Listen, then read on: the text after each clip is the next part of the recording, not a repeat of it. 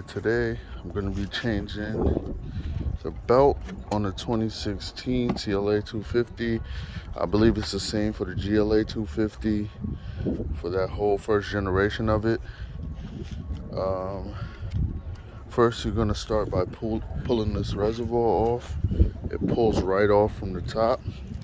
And then you all know this cover comes off just by pulling the corners. It pops right out.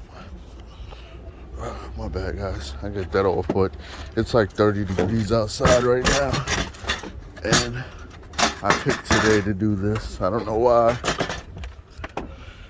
But we're going to start by getting this bracket off. I believe, I will correct myself as I go on, you definitely need a set like this. They sell these on Amazon. I think I paid like 20 bucks. So I think we're going to be using a T55. We're going to be using a T16 or 18 too, I believe. I believe we're using both. But you want to jack your car up, put it on jack stands. You're going to take off the wheel. You're going to take off this shield right here. Try not to break your clips because you can clearly see I tried to get my shit off last time. The clip broke, so it's been hitting the wheel. But you want to take this all out because there's two holes right here that'll give you access to this lower mount. You got to take all of this out to change the belt. So while you're at it, it seems like these cars have issues with these mounts, this one and that one, and people confuse it as like fucking wheel balance and tires and shit like that because it shakes in the car, and it feels similar to that at first because I was very confused about what it was, and I was looking in forums and nobody really had an answer. But I'm thinking the answer is this motor mount because it got worse over time. I could feel it when I accelerated. So I got new wheels, new tires, balance, tie rods. I did everything and the shake was still there. So I'm pretty sure it's this because I got a rough the start stop feature in the car. It's running really rough. Okay, so I got these out. These are E16s. 16, 16, 16, 16, 16. And this was an E18. I didn't touch that one because it's all one piece, as you can see right there. So you're going to just wiggle this out. You can remove this. Sorry, I'm trying to work with one hand. But just remove this whole unit right here. And so what I did now is one bolt there. That's an E18. That's an E18 down there. And this is a 16.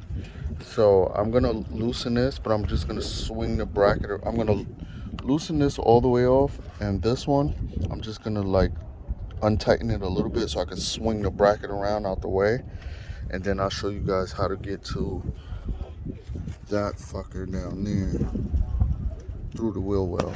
After you pull this fender back, this fender liner back, there's two slots, one right there and then one right there. You just gotta pull that little wire harness out of the way. But I don't know, some of you guys might have clips and some of you guys might have these little things, little plastic nuts. They're like 10 millimeters, so I just took two of them off and I just pulled this out of the way because mine wraps all the way around, so I don't want to waste time like taking the whole shit off. But you're gonna go in with your extension and just get these two bolts out right here.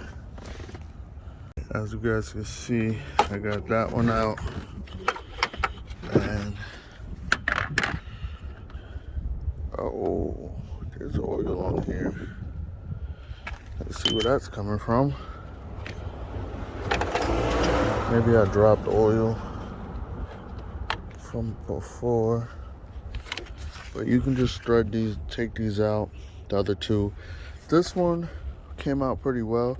Just make sure you got some good support under the motor. Under the transmission.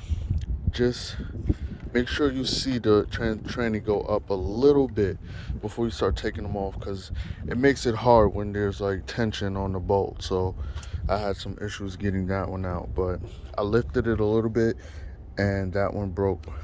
This one right here broke free, but I got a jack under, put something flat on it, like a piece of wood, just to distribute the weight.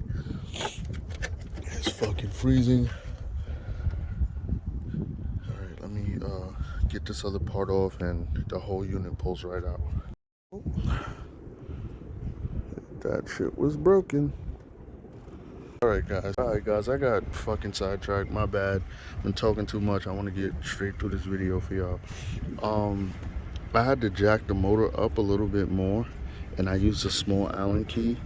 So I used like a pry bar, and I pried the tensioner down towards the front bumper, and it pushes it back this way, so you can just put something small like that inside the hole. It goes straight through a slot, and it'll hold the tension off of the belt. You just pull it off. You can see the diagram probably like on Google or something, like to put it back on. So here's a tip when you're putting this back in. Instead of playing with the motor up and down with the jack, you can put these two in. You could put these two in, the ones that's under, that you access through the holes. Just put those two in first, because it'll be flush to the side of the engine. And then place the two bolts there and there, put those two in. Don't tighten them all the way, just lower the motor back down. You'll probably see some like little tiny marks on where the other mount was sitting, so you could place it in the same spot. But once this is all loose, this motor rocks back and forth so easy, so you'll be able to adjust it and get it back into place. Just make sure this bracket is straight, and just basically reverse everything, and you should be straight. It's a fairly easy job, guys. Like, don't let a mechanic steal your money. Definitely don't let Ben steal your money. You could do this at home with fucking a few basic tools. But it's freezing, so thank you guys for watching as always.